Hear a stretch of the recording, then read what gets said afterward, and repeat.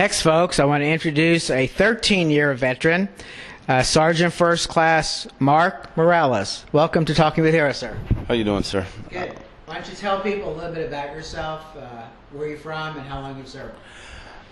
Sergeant First Class Morales from Jamaica, West Indies. I've been with the United States Army for 13 years. I am a mechanic and love the USA. Seemed like we're getting a Fort Carson connection here, but you're actually, when you get back from your deployment, you're going to be moving over to Fort Carson.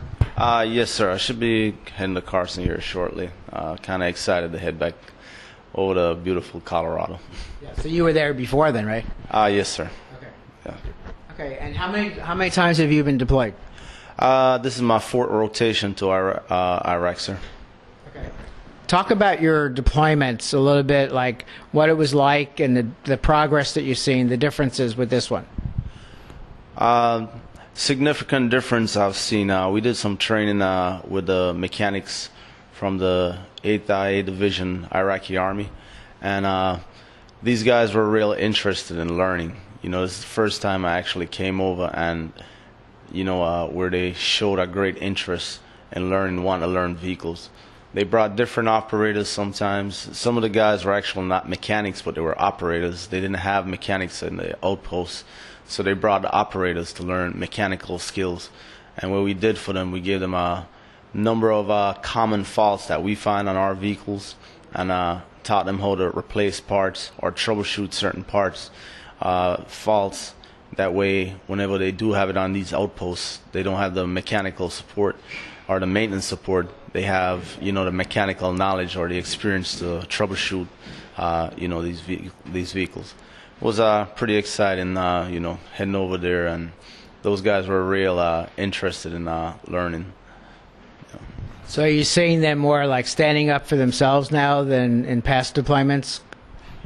Yes, definitely. Before it was, you know, the support we gave them, it would be just, hey, bring your vehicle over, and they would expect you to fix it like a Jiffy Lube. No, it's, you know, hey, we want to learn how to fix our stuff because you guys are not there. You know, we start pulling away, allowing them. It's more of a advise and assist now, you know, so they wanted to learn because we're not there with them as much as we were before. So, yeah, definitely, they're learning and they want to learn. Are you getting care packages from home? And if you are, any organizations, talk about what it means to you.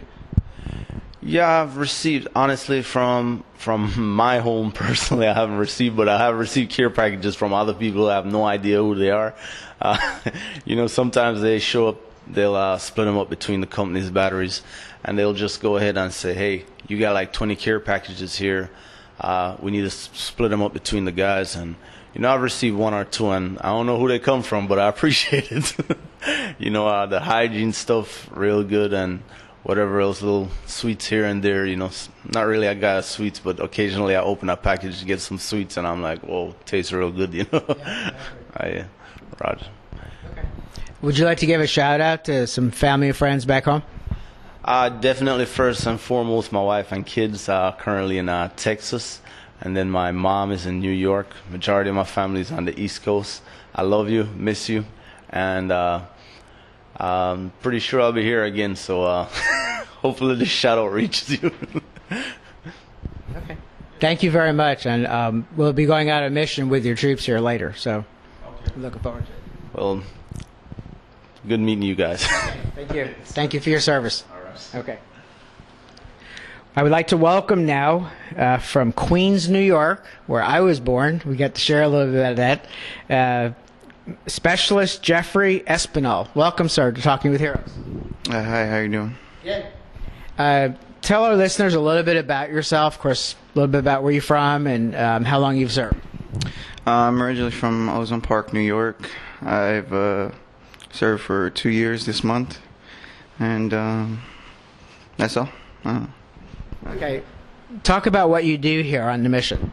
I'm the battery Raven operator. So Raven's a UAV, small aircraft that we can throw up and use it for reconnaissance, maybe look for IEDs alongside the road, things like that.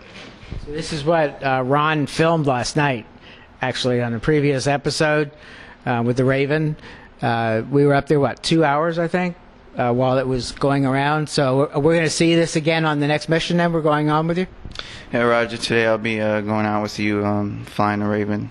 And probably the same area we flew it last night, but yeah, it's a little tedious and time-consuming, but we should have a good time. And you'll try to get it to land safely too, right?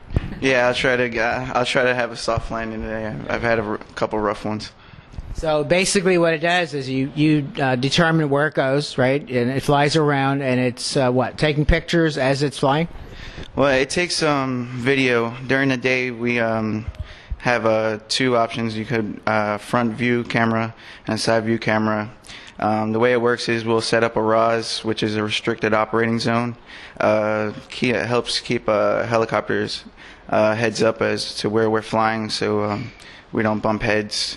And because if a helicopter flew by the Raven, it'd knock it out of the sky.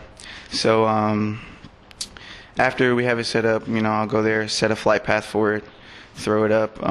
It'll stay on its own flight path, and then I can deviate from it and take over control, see if there's anything of interest we see while we're flying. So you can actually see it, while it's filming, you can see what it's filming, or is it something you watch later?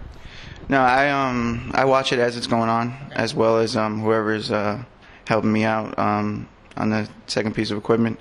But afterwards, I always go through the video and see if there was anything I missed. It's amazing technology. It reminds me a lot of the people that do the airplanes back home. They take it serious like a hobby, right? I don't know if you do that or. It definitely piqued my interest after flying it. I kind of want to see how it would be to fly, because there's a lot of restrictions. You can't barrel roll it or anything. It has gyros, so it auto corrects itself. But it definitely piqued my interest. I'd like to try it out. Yeah, I think that'd be an interesting hobby to have. I went out. I can't remember who it was I went out with, but they were out there, and a whole bunch of guys with the different types of planes and all that. And it seems like it's a lot of fun.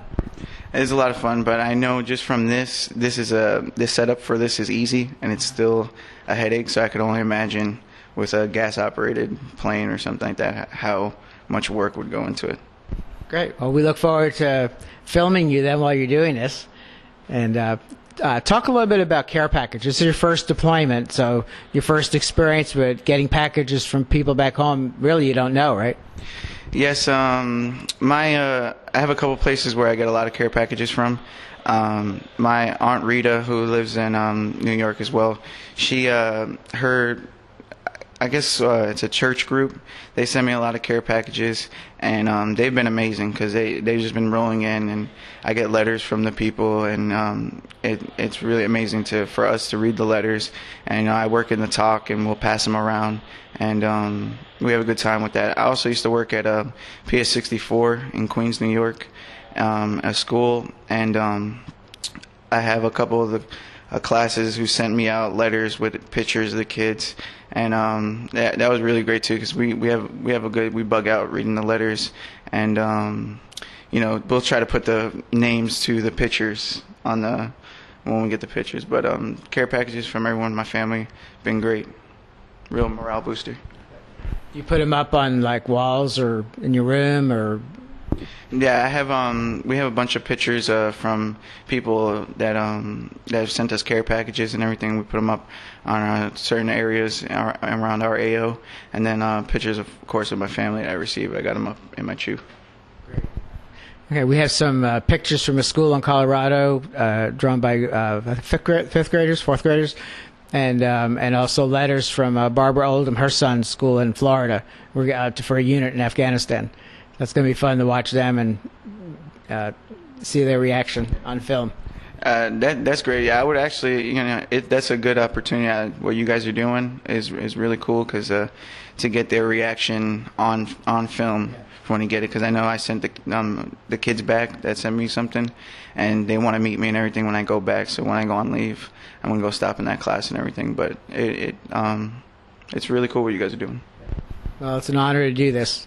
You're the one serving, though, and we really appreciate it. We see every time we come out here, or I come out here, I'm just always amazed. Like the heat, I'm out short periods of times, and I'm telling you what, but you're out here month after month after month after month, and I'll never figure out, even though you're younger than me, how you do it. Yeah, we'll have you out there for a while today. You'll be able to feel it. We'll be sweating again today. I know we will. I'm really looking forward to that, tell you. Okay, would you like to give a shout-out to some family and friends back home?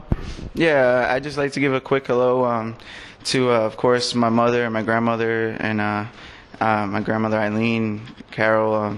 I hope my mom's doing a lot better. Everyone back at home, Ozone Park, New York, and back on the block 76. Thank you. Thank you for your service to our country, and we look forward to being with you on the mission. Okay. 10-4. All right. Thank you.